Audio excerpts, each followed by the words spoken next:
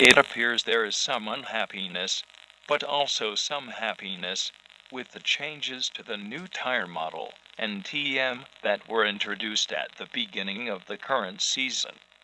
I am going to try to explain where we are with the NTM and address at least some of the current concerns.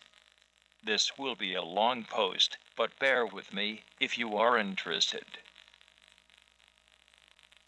I'll move on to more details, with some explanation of the tire temperature readings, where, and a number of other issues that are being debated in this forum.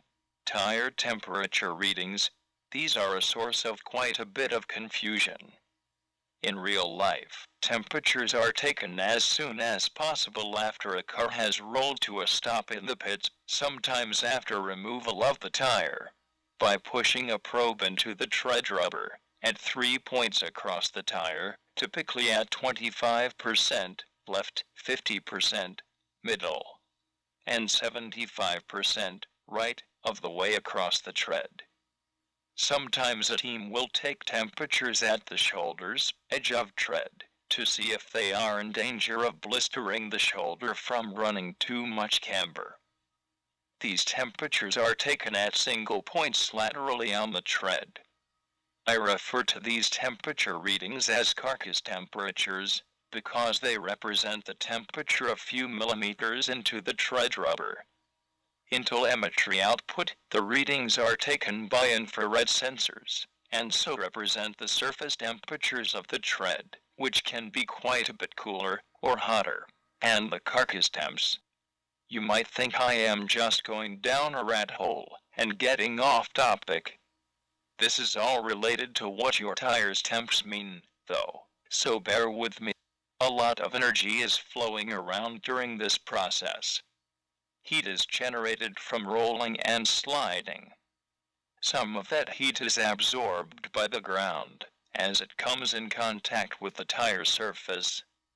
Some heat flows between the surface and the carcass.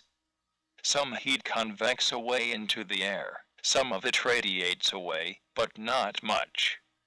Heat convects into the air inside the tire, flows through the sidewalls and rim, as well as the inner liner, and the air inside the inner liner, if there is one. Of all the numbers involved in this process, the convection coefficients and the thermal properties of the road surface have the largest margin of error at the moment, although I have very decent and defensible quantities for both. It is amazing how very small changes to these numbers can create a lot of controversy. That is just like real life, I guess. The line between it junk and it perfect can be razor thin. In all seriousness, we've got things pretty close when the cries of it junk and it perfect are equally loud. I do agree that the NASCAR tires don't seem to be building enough heat currently, although in the beta they were building a bit too much. Just be assured that these temperatures are amazingly close to correct, given all the complexity that goes into them. As for the wear modeling, it is really close to reality. I don't care what you say. As an example, the skid marks are really close, and they come right out of the wear calculations.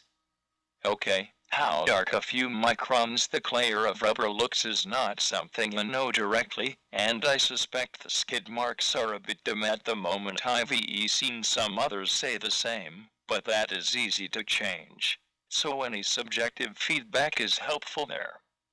Actually, to be honest, there are a couple more things I think are involved in the actual thickness and darkness of the rubber layer laid down, having to do with a few of the tread compound properties, but that won't change things a great deal.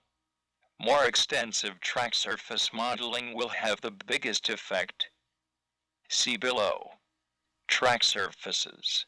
Right now in the sim, although there are differing levels of grip on different surfaces, the track surfaces themselves are not modeled as accurately as I would like given what the NTM can do. The thermal properties of asphalt and concrete, for example, are modeled using the same numbers for now, which isn't strictly correct, but they are not dramatically different, and I have had more important pieces to work on, and still do. I will eventually get these surfaces modeled more accurately, which should lead to a different feel, and differing levels of temperature buildup, and wear from track to track. Technically, the track surfaces are not part of the NTM, but rather the NSM, new surface model. Just saying. We work tirelessly, well, sometimes I get tired, but I love my work, to try to improve the accuracy of the sim in every respect. In the perfect world, I would get these thousands and thousands of variables to be accurate to within 0.1%. It is actually a very cool goal to work toward because I get to learn a lot. But to actually get there, that is a pipe dream. Most of these numbers have never been measured in the real world. All we get to see are a few measurements that involve lots of effects all mixed together. Sometimes we get measurements from the world of racing. Sometimes these measurements appear in journal articles about the viscoelastic master curves of filled SBR compounds. For a theory to be useful, and the tire model is, at the end of the day, a theory about tire behavior, it has to be able to predict unknown things given some known things. It is good if it can predict things well, without having to measure lots of things that are hard to measure.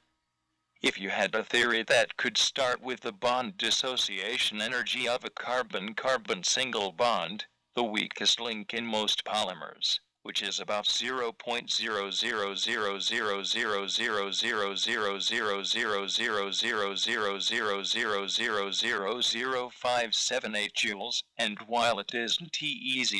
0.00000000000000000000000000000000000000000000000000000000000000000000000000000000000000000000000000000000000000000000000000000000000000000000000000000000000000000000000000000000000000000000000000000000000000000000000000000000000000000000000000000000000000000000000000000000000000000000000000000000000000000000000000000000000000000000000000000000000000000000000000000000000000000000000000000000000000000000000000000000000000000000000000000000000000000000000000000000000000000000000000000000000000000000000000000000000000000000000000000000000000000000000000000000000000000000000000000000000000000000000000000000000000000000000000000000000000000000000000000000000000and it doesn't change much. And you could, after assigning similarly reasonable basic quantities to many other things, and up predicting lap times at Charlotte, in a cup car to within a few seconds, you'd be frickin' pumped. There are so many things right with this model I could go on all day. But I do need to get its lap time predictions to within a few tenths. And we're reworking on it. As regards the grip on grass, I'll leave you with this to ponder. It turns out that there is some data on the tear strength of different varieties of grasses, because apparently the weight gain of cattle is negatively correlated with the tear strength of the grass variety they are grazing on. In other words, cows don't like grass that is too chewy, so there have been some scientific studies. And while I don't have this data in the sim yet, NSM, it is sitting on my hard drive, just waiting for when I need it. You never know when some measurement will come in handy. Generally, it is almost always the case that things you are unhappy about, we are unhappy about. Sometimes we get some really good data that we know is correct, and it leads us to an unhappy place. The only way out is to figure out what is wrong with other data that we don't know so well. We for sure are not going to change the model back to being more wrong just because we like it better that way. Then we'd never learn anything, and we wouldn't make any progress. I started making and learning about racing simulations in 1987, when I started writing Indy 500 for EA. If I had not shipped a sim until I was completely happy with it, you would still not have that one, let alone anything my VE worked on since. Sad to say, but I will die before I am happy with the sim I am creating. And you want it that way. And so do I. I think it is best for everyone, though, if I have to ship things out from time to time, even though there are ways to improve it. I am sure there are many questions, even if you've managed to read all the way to here. I will try to respond to them, maybe not with a post this long, if I can, Although you probably prefer that I keep my head buried in Physical Properties of Polymers Handbook, which is an outstanding book, by the way.